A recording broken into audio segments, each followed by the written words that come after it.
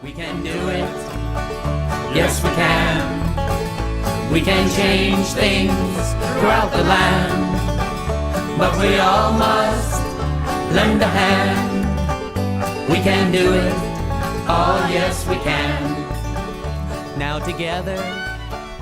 So instead of going to jail for 6 months, I had the opportunity to go to Yugoslavia, which was a communist country.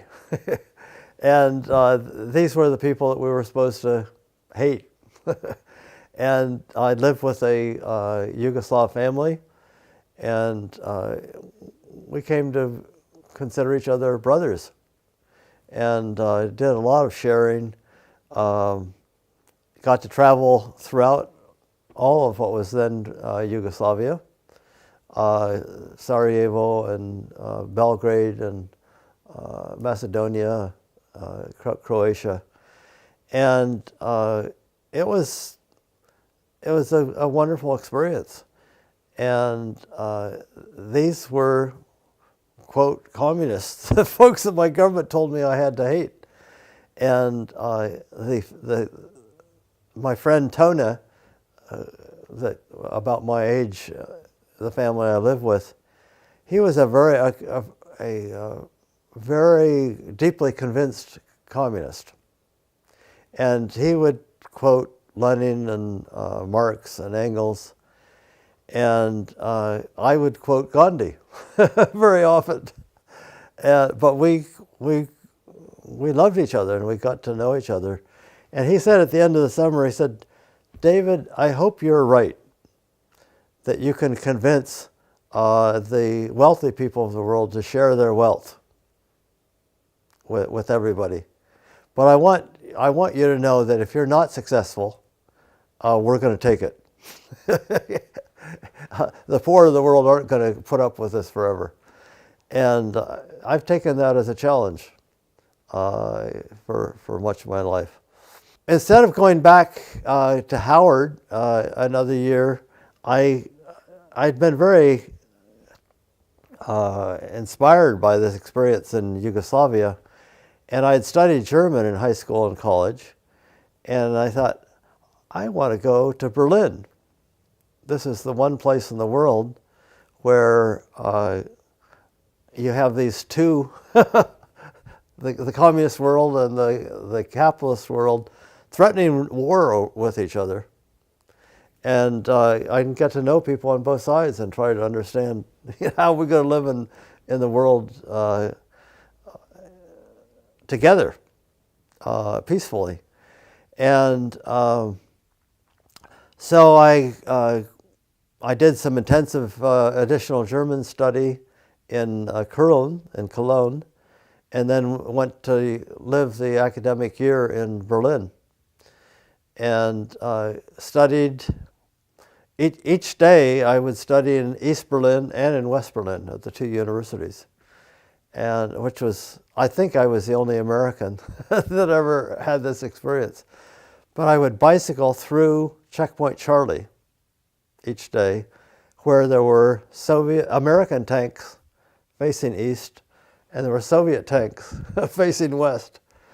And I would ride through Checkpoint Charlie over to the university in East Berlin, the Humboldt University, and got to know the students, and they invited me to start, coming to their classes. And I heard a lot of what I considered communist propaganda. I would challenge some of that propaganda, and they called me a capitalist warmonger. Bicycled back to the west to the Free University, where I'd hear a lot of anti-communist propaganda, and I would challenge that, and they'd call me a communist conspirator. Well, I learned early on that in both parts of the world, and perhaps in most parts of the world, people are brought up in the schools, in the media, with the government leaders, all from the perspective of, we are superior, we know best. From Berlin, I heard that you could go camping in the Soviet Union. And at that time, I had never heard of the term citizen diplomacy. That just people getting to know each other in the U.S. and the Soviet Union.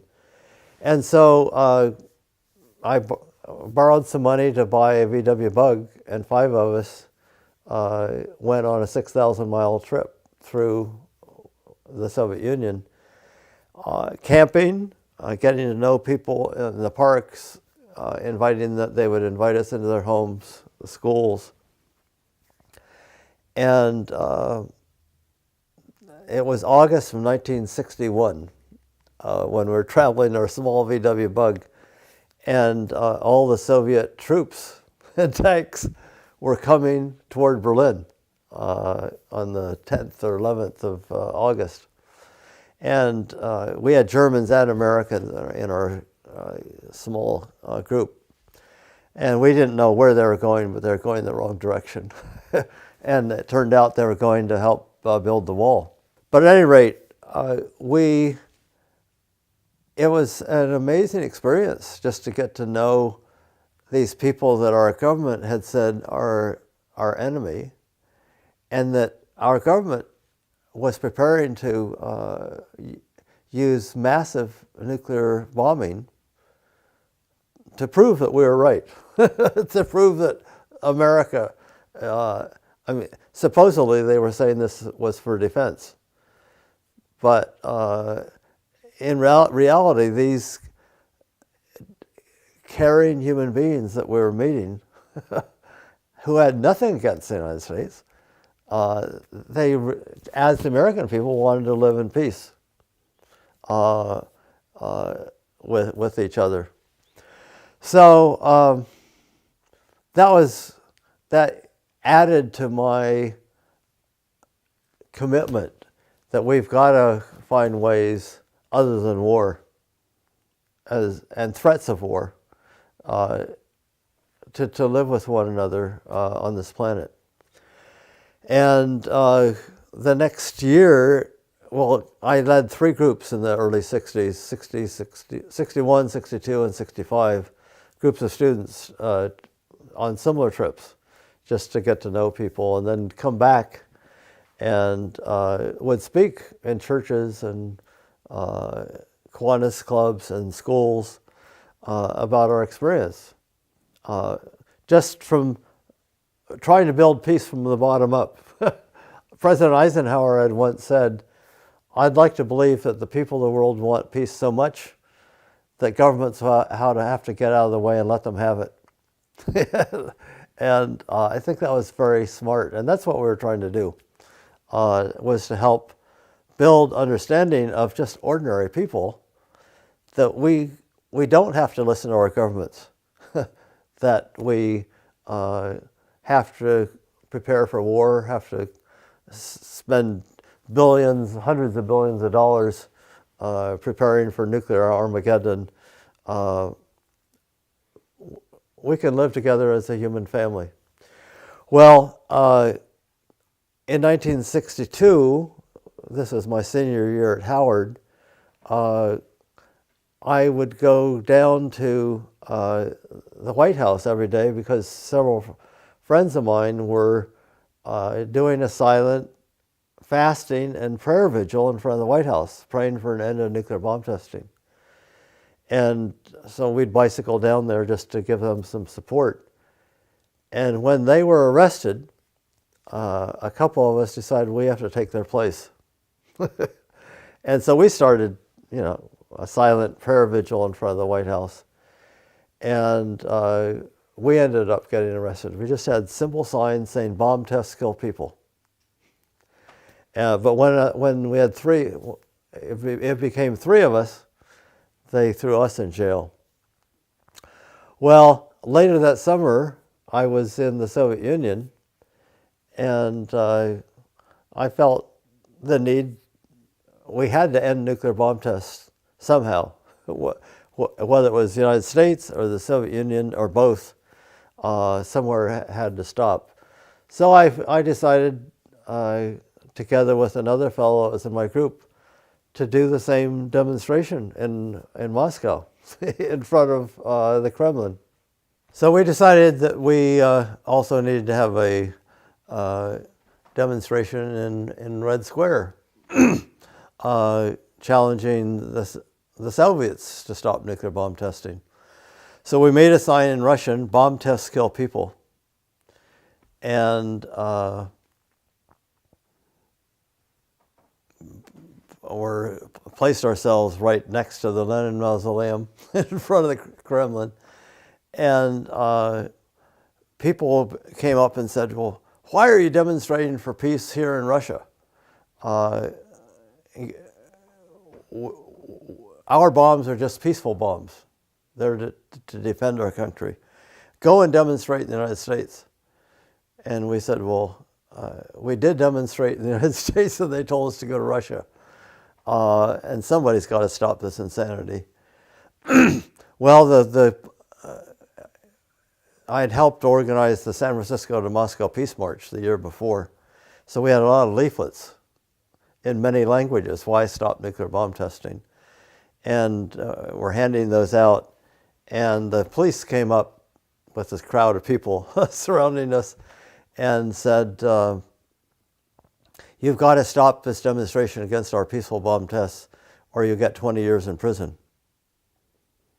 And we kind of gulped, and I talked with Paul, the other fellow that was doing this with me, and we said, "Well, thank you for warning us, but if the U.S. and the Soviet Union continue this nuclear arms race and have a nuclear war, it's going to be much worse than 20 years in prison." And we did demonstrate in the United States. I spent time in jail, and we're appealing to the Soviets to take the first step to stop this insanity.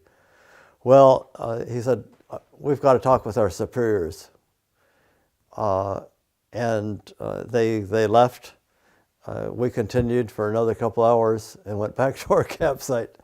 And luckily, we didn't have to spend the 20 years in prison. Well, that same year, I also had the opportunity with a group of Quakers, to meet with President Kennedy in the White House. And we were talking about how can we learn to live together on the planet, in peace. And we were, first of all, quite impressed that the president was actually sitting in this little circle in the Oval Office, he in his rocking chair, listening to us. He wasn't just pontificating, he was the president of the United States. And he said, "I've been reading The Guns of August, how before the First World War, everyone was arming to the teeth to try to avoid that war. And that's exactly what got them into it." And he said, "It's scary how similar the situation is now." This is 1962, shortly before the Cuban Missile Crisis. And the same thing could happen again. Well, we, among other things, encouraged, this was when there was famine in China. People were dying of starvation. And the United States was spending millions, hundreds of millions of dollars storing food in silos in Kansas. And we said, "Well, why don't we share some of this food that is rotting in silos with the Chinese?" He says, "You mean you want us to feed the enemy?" And we said, "Yeah, that's exactly what we mean." I challenged him or I encouraged him to challenge the Soviets to a peace race. And he said, "The military-industrial complex is very strong in this country. And if you're serious about this, you're going to have to build a much more powerful movement to make it possible for me to take that kind of leadership." Well, after 35 minutes or so, his secretary came and said, "Mr. President, your next appointment is here." And he said, tell them to wait. I'm learning something from these Quakers. And that was an affirmation. But at any rate, I think we both had our marching orders. He heard from us, we've got to take some significant steps away from this nuclear arms race, this Armageddon. And I think put the spark in his mind of, what if we were to challenge the Russians to a peace race, which he did, a year later. And we heard our marching orders. We've got to go out and build a powerful movement to support the president in taking this kind of leadership. I graduated from Howard in '62, and actually had my arrest at the White House was just before, and I was afraid I might be in jail for graduation. So I made my one phone call to the vice president saying, look, it may be that I am not going to make it to graduation. And he said, well, I will make an announcement that you're in jail for opposing the bomb test, and pick up your diploma for you. But luckily I was released and got to graduate with the rest of my class from Howard University. The only white person in the graduating class that year, by the way. And then I led another group to Russia that summer. Well, the following summer, in 1963, was the March on Washington, where people from all over the South and people from all over, especially the eastern coast of the United States, came to Washington for this massive march for jobs and freedom. And instead of the 500 or so that we had in New York on the Peace Walk, there were about 250,000 people on a very, very hot day. And Peter, Paul, and Mary, and Joan Baez, and John Lewis, so many inspiring singers and speakers. And then toward the end of the afternoon, Martin Luther King gave his inspiring talk on sharing with us his dream. And that was another highlight of my life. Not only King's, what he shared, and the spirit and the love and his determination and his faith that we're going to actually make this happen, but the 250,000 people that were there and who were committing to work to help make this dream reality. And I remember Bayard Rustin, who I'd gotten to know as a high school student, up there at the end, asking people to make a commitment to work in their schools and their churches and their communities to make these changes. And at the end of each thing, everybody would say, I do, I will. And in a sense, we can create this beloved community that the King had shared his dream about. Well, Ralph Abernathy, who had worked with Martin Luther King, stayed in our home at Tangay Homesteads. And he said this was the first white home he'd ever slept in. And he said to my dad, well, why don't you bring the boys down to Montgomery, Alabama? This is 1956, during the Montgomery bus boycott. And they can learn about what we're doing down there. And so during spring vacation, we drove down to Montgomery, Alabama. And here I'd grown up in this integrated, intentional community where we all, treated each other as friends. And here in the Deep South, everything was as segregated as you could imagine. and the blacks were kind of one step up from slavery. And here were people, the whole African American community had decided we're not going to ride the buses on a segregated basis. And we're walking to work each day. And we're, even when black churches were bombed by some of the white racists, they were not saying we're going to get back and bomb the white churches. They were saying we're going to just continue our struggle for dignity, and we're going to do it nonviolently. And this was the first, my folks when I was a kid had given me the book by Mahatma Gandhi, All Men Are Brothers. And this had inspired and planted the seeds into me about nonviolence as a way of life and a way of struggle. But here were a whole community of people using nonviolent means to challenge the inhumanity of segregation. And I remember going to one of the black churches, and all that was left was the splinters of the pews, and the cross was on its angle up front. And thinking, how could white Christians do this to black Christians? Because they happen to be the wrong color. And anyway, that planted seeds, not only meeting Martin Luther King.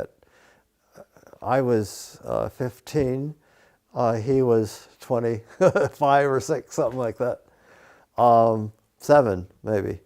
But that whole community of people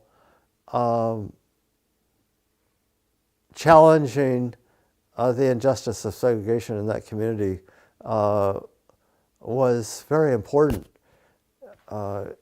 in my growth of understanding about the power of nonviolence. It was not just an idea, it could become a movement.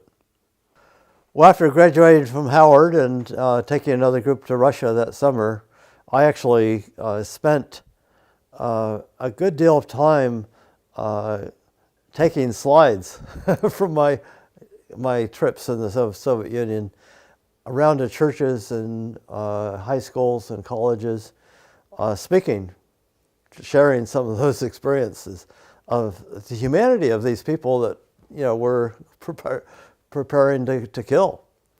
And I decided to do my alternative service as a conscientious objector with the Friends Committee on National Legislation, which is a Quaker lobby group in Washington, D.C.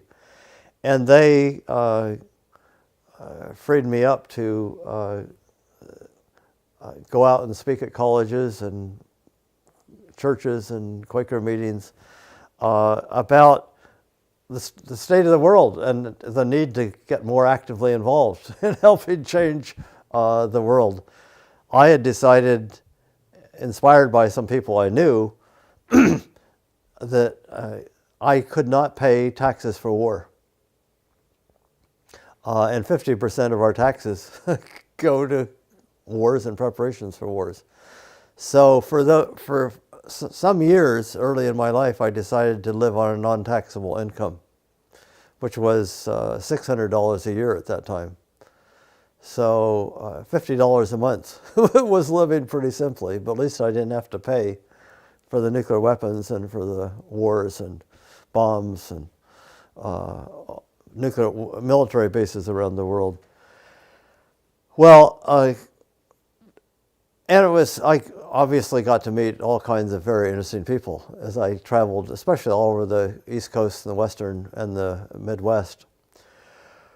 Well, my last job doing my alternative service was in August of 1964.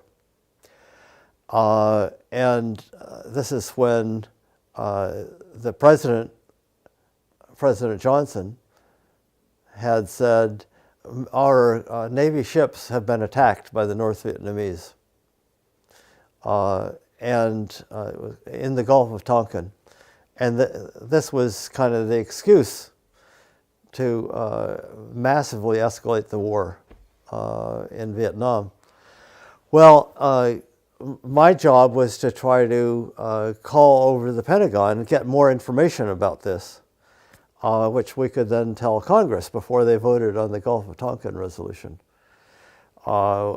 which essentially was a blank check to the president to do whatever he wanted. Well, I would call one person after another in the Pentagon to say, we need more evidence, what happened and how it happened, et cetera. And what were our Navy ships actually doing there in these waters just off the coast of North Vietnam. And nobody would answer my questions, but they would say, try to call so-and-so. For 2 days, I kept calling one person after another. And toward the end of the second day, I finally got a general in the Pentagon, and I asked him my questions. And he put me on hold and called another general, and for some reason I could hear their conversation. And he said, General, this guy Hartsough has been calling over here to the Pentagon the last 2 days, and his questions are of more than just passing interest. And if I had anything to say about this, I'd draft him and send him over to Nam. Well, I was hearing this whole thing, and then he got back on the phone with me and said, sorry, I don't have the information, can't answer those questions. Well, Congress then voted for the Gulf of Tonkin resolution because all they'd heard was the lies, which later, was proved they were lies. And it was the excuse to start bombing of North Vietnam. And I sincerely believe that if we'd actually gotten answers to those questions and got that information to Congress, they would not have signed that blank check. And the millions of people, millions of Vietnamese people, the 58,000 American soldiers that died in the war, and more than that committed suicide when they came home, and the hundreds of billions of dollars that the United States spent on that war could have been saved. But anyway, so that was my contribution as a conscience objector was to try to save us from that madness of going into that war, which was insane from the perspective of national defense, of what has anything to do with security for the Americans. What are we doing, 10,000 miles from home, bombing some country because we don't like their government? After graduating from Howard and doing my alternative service at the Friends Committee on National Legislation, I just decided I wanted to do some graduate work in international relations. And my goal was, I've learned firsthand what these conflicts look like in Cuba, in Yugoslavia, in Berlin, in the Soviet Union. And my hope in graduate school was to have a better understanding of how can we resolve these conflicts without going to war and without resorting to killing each other. Well, I got a scholarship to go to Columbia University, and where I wrote papers on this is 1964 and 5 and early 6, on how we could peacefully resolve our conflicts with Cuba, how we could end the Vietnam War. And I wrote these papers, and the university was publishing the papers of all the guys that were writing stuff about how to win the Cold War with the Soviet Union, but mine they didn't want to touch.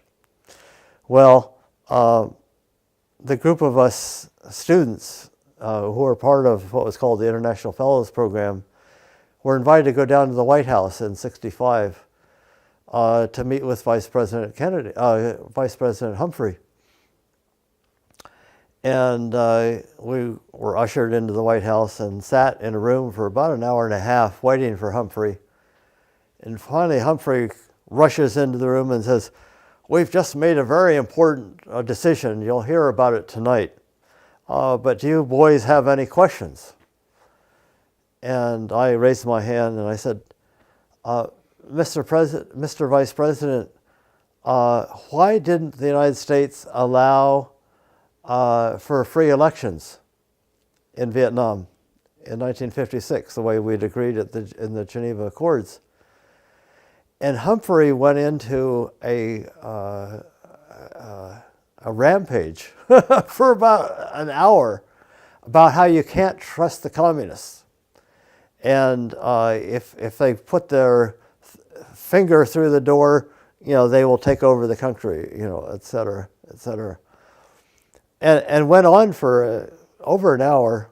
Then he said, "I'm sorry, I've got to leave for another important engagement." So my question was the only one, but what we learned is we can't allow free elections if people are going to vote for the wrong person. And that night, the United States, on the evening news, the important decision was to send American troops down to the Dominican Republic. So after getting my master's degree from Columbia University in International Relations, I was offered a job back at the Friends Committee on National Legislation, a Quaker lobby group, on what they called a 3-month emergency campaign to end the Vietnam War, which they had more faith than I did in my abilities to try to help end that war in 3 months. It was lies that got us into that war that I mentioned earlier with the Gulf of Tonkin. And it was lies all the way through that kept us, that we're fighting for freedom and democracy, and this whole idea of the domino theory, that if Vietnam, quote, falls, then the rest of Southeast Asia, and then pretty soon they'll be on the American border. Well, that was all, propaganda. So my job was not what people think of lobbyists, people with tons of money to dish out to members of Congress if they'll do the right thing, which is the way a lot of lobbyists do it. Well, the way we were lobbying was to try to get the truth to members of Congress. And so we would bring Quakers and Mennonites and others who had been working in Vietnam to Washington and meet with members of Congress and with people in the State Department to really try to share the reality of what was going on. Among other things, I organized a meeting for David Schoenbrunn, who had been with CBS News and was fired for telling the truth. I set up something which we had, I think, 35 members of Congress met with him to hear his story. At least once a month, I would set up opportunities for just a luncheon where staff of members of Congress would come to hear people. As time went on, and both what we were doing in Washington, but also what the movement that was building across the country of students and people in the religious community and in the unions, people drumming into the heads of their member of Congress, this war is not in our interest and it's built on lies, etc.